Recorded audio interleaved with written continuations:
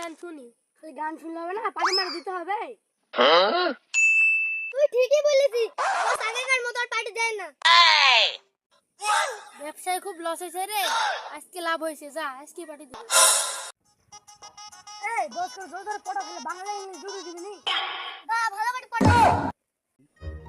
বাংলাদেশ থেকে তো বাংলা মালটা পাইলু, চ ইন্ডিয়া থেকে ইংলিশ মালটা নিয়ে যাই। বলেন বস। তাহলে চলেন বস।